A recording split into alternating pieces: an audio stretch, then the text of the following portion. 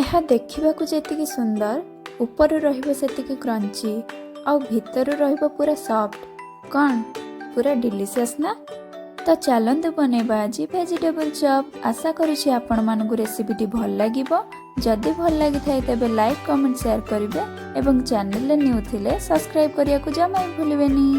ନମସ୍କାର, ମାମାସ୍ ହୋମ୍ କିଚେନ୍ରେ ଆପଣ ସମସ୍ତଙ୍କୁ ଅନେକ ଅନେକ ସ୍ୱାଗତ।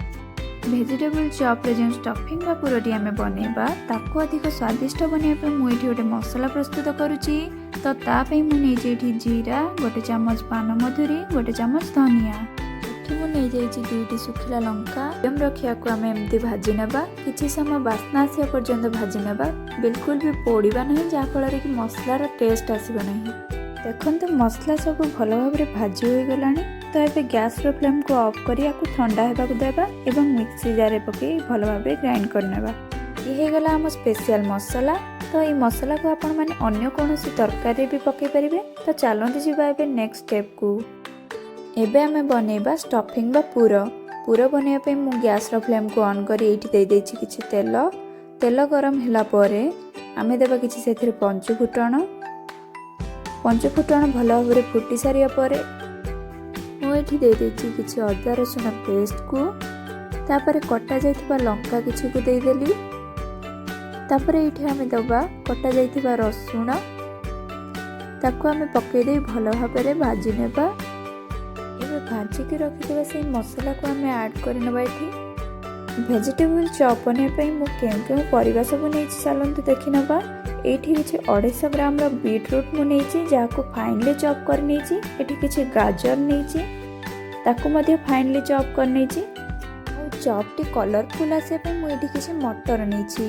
ଏଇଠି ମୁଁ 3ଟି ଆଳୁ ନେଇଛି, ଯାହାକୁ ଭଲ ଭାବରେ ସିଝେଇ ନେଇଛି ଏବଂ ଚୋପା ଛଡ଼େଇ ଦେଇଛି। ତାକୁ ଏବେ ଭଲ ଭାବରେ ଚକଟି ନେବା। ଏବେ ଆମେ ସବୁ ଭେଜିଟେବୁଲ ଗୁଡ଼ିକୁ ଆଡ଼୍ କରିନେବା। ଆଉ ମନେ ରଖନ୍ତୁ ସବୁ ପରିବା ଗୁଡ଼ିକ ଫାଇନଲି ଚପ୍ ହେଇଥିବା ଦରକାର, ଯାହାଫଳରେ କି ଭଲ ଭାବରେ ସିଝି ପାରିବ। ଏବେ ଦେଇଦେବା କିଛି ଗୋଲମରିଚ ଗୁଣ୍ଡ, ସ୍ୱାଦ ଅନୁସାରେ ଲୁଣ। ଏବେ ଆମେ ୟାକୁ ଏମିତି 1 ମିନିଟ୍ ଭାଜି ନେବା ଆଉ 4ରୁ 5 ମିନିଟ୍ ଲୋ ଫ୍ଲେମ୍ରେ ଛାଡ଼ିଦେବା ସିଝିବା ପାଇଁ। ଦେଖନ୍ତୁ ପରିବାରୁ ଭଲ ଭାବରେ ପାଣି ଛାଡ଼ି ସାରିଲାଣି। ତ ଏବେ ଆମେ ଦେଇଦେବା ଆଳୁକୁ। ଏଇଭଳି ଆମେ 2ରୁ 3 ମିନିଟ୍ ଭଲ ଭାବରେ ଭାଜି ନେବା। এই ଷ୍ଟଫିଂଟି କଲାବେଳେ ବିଲକୁଲ ବି ପାଣିର ବ୍ୟବହାର କରିବେ ନାହିଁ। ଦେଖନ୍ତୁ କେତେ ସୁନ୍ଦର ଷ୍ଟଫିଂ ପ୍ରସ୍ତୁତ ହୋଇସାରିଛି। ଏବେ ତାକୁ ଆମେ ଛାଡ଼ିଦେବା ଥଣ୍ଡା ହେବା ପାଇଁ। ଆଉ ଥଣ୍ଡା ହେଇଗଲା ପରେ ଏମିତି ହାତରେ ଟିକେ ତେଲ ନେଇକି ଆମେ ଭେଜିଟେବୁଲ ଚପ୍ ବନେଇବା ଷ୍ଟାର୍ଟ କରିବା। ଆଉ ଏମିତି କିଛି କିଛି ପୁର ନେଇ ଆମେ ଧୀରେ ଧୀରେ ତାକୁ ହାତରେ ପ୍ରେସ୍ କରି ବୁଲେଇବାକୁ ଷ୍ଟାର୍ଟ କରିବା। ଆଉ ଭେଜିଟେବୁଲ ଚପ୍ର ସେପ୍ ଦେବା। ଏମିତି ଓଭାଲ ସେପ୍ରେ ଆମେ ସବୁଗୁଡ଼ିକ ପ୍ରସ୍ତୁତ କରିନେବା, ନାଇଁ ତ ଟିକି ସେପ୍ରେ ମଧ୍ୟ ବନେଇ ହେବ।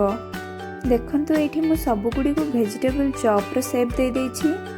ଏବେ ଆମେ ଚପ୍ ପାଇଁ ସ୍ଲରି ପ୍ରସ୍ତୁତ କରିବା। ତ ଏଥିପାଇଁ ମୁଁ ନେଇଛି 1 ଚାମଚ କର୍ଣ୍ଣଫ୍ଲୋର ଆଉ 3 ବଡ଼ ଚାମଚ ମଇଦା। କର୍ଣ୍ଣଫ୍ଲୋର ଆଉ ମଇଦାକୁ ଭଲ ଭାବରେ ଏବେ ଗୋଳେଇ ନେବା। ଆଉ ସେଥିରେ ଦେବା 1/2 ଟିସ୍ପୁନ୍ ଲୁଣ ଆଉ କିଛି ଗୋଲମରିଚ ଗୁଣ୍ଡ। ଏବେ ଆମେ ସେଥିରେ ଅଳ୍ପ ଅଳ୍ପ ପାଣି ଦେଇ ଗୋଟିଏ ସ୍ଲରି ପ୍ରସ୍ତୁତ କରିବା। ସ୍ଲରି ବିଲକୁଲ ବି ଥିକ୍ ରହିବନି, ଗୋଟିଏ ମିଡ଼ିୟମ୍ କନସିଷ୍ଟେନ୍ସିରେ ଏହାକୁ ବନାଯିବ, ଯାହାଫଳରେ କି ଏହା ମୋଟା ରହିବ ନାହିଁ କି ପତଳା ରହିବ ନାହିଁ।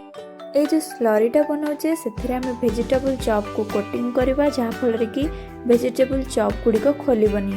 ତ ଏଥିପାଇଁ ଏହାର କନସିଷ୍ଟେନ୍ସିକୁ ବହୁତ ପତଳା ରଖିବେନି କି ବେଶୀ ମୋଟା ରଖିବେନି। ଏହିପରି ଭାବରେ ନର୍ମାଲ କନସିଷ୍ଟେନ୍ସି ରଖିବେ। ଏବେ ଆମେ ଯିବା ନେକ୍ସଟ ଷ୍ଟେପ୍କୁ। ଭେଜିଟେବୁଲ ଚପ୍ର ଉପର ଲେୟାରିଂକୁ ଆମେ ପୁରା ଏକଦମ କୁରକୁରା ଆଉ କ୍ରଞ୍ଚି ରଖିବା ପାଇଁ ଏଠି ନେଇଛି ମୁଁ କିଛି ଟୋଷ୍ଟକୁ। ଆଉ ୟାକୁ ଆମେ ଏମିତି ଛୋଟ ଛୋଟ ଟୁକୁଡ଼ା କରିକି ଭାଙ୍ଗି ନେବା। এই ସବୁ ବିସ୍କିଟ୍ ଗୁଡ଼ିକୁ ସେମ୍ ପ୍ରୋସେସ୍ରେ ଭାଙ୍ଗି ନେବା। ଆପଣ ଚାହିଁଲେ ଏଠି ନର୍ମାଲ ବ୍ରେଡ୍ କ୍ରମ୍ସ ମଧ୍ୟ ନେଇପାରିବେ କିମ୍ବା ସୁଜି ମଧ୍ୟ ନେଇପାରିବେ କିମ୍ବା ନର୍ମାଲ ମିଠା ନଥିବା ବିସ୍କିଟ୍ ମଧ୍ୟ ଗ୍ରାଇଣ୍ଡ କରିକି ନେଇପାରିବେ। ଏବେ ମୁଁ ଗୋଟେ ମିକ୍ସି ଜାର୍ ନେଉଛି ଆଉ ଭାଙ୍ଗିକି ରଖିଥିବା ଟୋଷ୍ଟ ଗୁଡ଼ିକ ସେଥିରେ ଦେଇ ଗ୍ରାଇଣ୍ଡ କରିନେବା। ଦେଖନ୍ତୁ ଏଇଠି ଆମର ହୋମମେଡ୍ ବ୍ରେଡ୍ କ୍ରମ୍ସ ରେଡ଼ି ହେଇଗଲା। ଏବେ ଯିବା ନେକ୍ସଟ ପ୍ରୋସେସ୍ରେ। ଏବେ ଆମେ ଏମିତି ଗୋଟିଏ ଚପ୍ ନେଇ ତାକୁ ସ୍ଲରି ମଧ୍ୟରେ ଡିପ୍ କରିବା ଆଉ ଚାମଚ ସାହାଯ୍ୟରେ ଏମିତି ଏପଟ ସେପଟ କରିନେବା। ଆଉ ଏଇଟା କଲାବେଳେ ବିଲକୁଲ ବି ହାତର ବ୍ୟବହାର କରିବେ ନାହିଁ, କାରଣ ବ୍ରେଡ୍ କ୍ରମ୍ସ ଗୁଡ଼ିକ ବିଣ୍ଡା ହୋଇଯାଇପାରେ। ଏବେ କଣ୍ଟା ଚାମଚ ସାହାଯ୍ୟରେ ତାକୁ ଉଠାଇ ନେବା, ଯାହାଫଳରେ ଯାହା ବି ଏକ୍ସଟ୍ରା ସ୍ଲରି ଲାଗିଥିବ ସେସବୁ ବାହାରିଯିବ। ଏମିତି ହାତରେ ଦୁଇ ସାଇଡ଼୍କୁ ଏପଟ ସେପଟ କରି ଚପ୍ର ଦୁଇ ପାର୍ଶ୍ୱରେ ଭଲ ଭାବରେ ଆମେ ଏଇ ବ୍ରେଡ୍ କ୍ରମ୍ସକୁ ଲଗାଇଦେବା। ଆପଣ ଚାହିଁଲେ ୟାକୁ ଡବଲ କୋଟିଂ ମଧ୍ୟ କରିପାରିବେ, ନହେଲେ ଥରଟେ ଏମିତି ବୁଡ଼େଇକି ଛାଣିପାରିବେ। ଏମିତି ପତଳା ହେଇକି ରହିଛି ସ୍ଲରିର କନସିଷ୍ଟେନ୍ସି।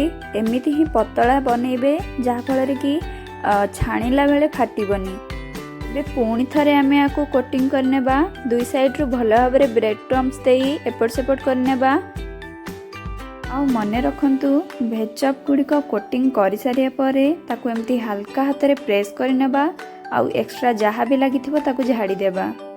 ଦେଖନ୍ତୁ, ଏବେ ସେଇ ସେମ୍ ପ୍ରୋସେସ୍ରେ ମୁଁ ସବୁ ଭେଜିଟେବୁଲ୍ ଚପ୍ ଗୁଡ଼ିକ ବନେଇ ଦେଇଛି। ଏବେ ତାକୁ ଛାଣିବା। ଚପ୍ ଗୁଡ଼ିକ ଛାଣିବା ପାଇଁ ମୁଁ ଏଠି ତେଲ ନେଇଛି। ତେଲ ଟିକେ ଅଧିକ ନେବେ। ଗ୍ୟାସ୍ର ଫ୍ଲେମ୍କୁ ଜମା ବି ଲୋ କରିବେନି, ଗରମ ତେଲରେ ହିଁ ଛାଣିବେ। ତେଲ ଗରମ ହୋଇଗଲାଣି। ଏବେ ଗୋଟେ ଗୋଟେ ଭେଜ୍ ଚପ୍କୁ ଆମେ ସେଥିରେ ପକାଇବା। ଏବେ ତାକୁ ଭଲ ଭାବରେ ଏପଟ ସେପଟ କରି ଛାଣି ନେବା। ଏକା ସହିତ ଅଧିକ ଭେଜ୍ ଚପ୍କୁ ପକାଇବା ନାହିଁ। ଏବେ ସେଇ ସେମ୍ ପ୍ରୋସେସ୍ରେ ଆମେ ସବୁ ଭେଜ୍ ଚପ୍ ଗୁଡ଼ିକୁ ଗୋଟେ ଗୋଟେ କରି ଛାଣି ନେବା। ଆଉ ଚପ୍କୁ ପକାଇ ସାରିବା ପରେ ଆମେ ଗ୍ୟାସ୍ର ଫ୍ଲେମ୍କୁ ମିଡ଼ିୟମ୍ ରଖିବା, ଆଉ ଏକଦମ କ୍ରିସ୍ପି ଆଉ କ୍ରଞ୍ଚି ହେବା ପର୍ଯ୍ୟନ୍ତ ଭଲ ଭାବରେ ଛାଣି ନେବା ତାକୁ। ଦେଖନ୍ତୁ କେତେ ସୁନ୍ଦର ଭେଜ୍ ଚପ୍ ବନିଛି। ତେଲରେ ବିଲକୁଲ ବି ଖୋଲିନି, ପୁରା ପରଫେକ୍ଟ ହେଇଛି।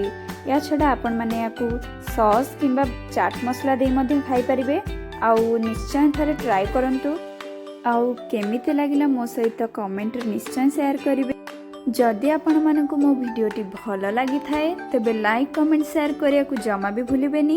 ଆଉ ଚ୍ୟାନେଲରେ ନ୍ୟୁ ଥିଲେ ସବସ୍କ୍ରାଇବ୍ କରିବାକୁ ମଧ୍ୟ ଜମା ବି ଭୁଲିବେନି। ସେତିକି ପର୍ଯ୍ୟନ୍ତ ରହିଲି। Keep watching. ଟାଟା, ଜୟ ଜଗନ୍ନାଥ।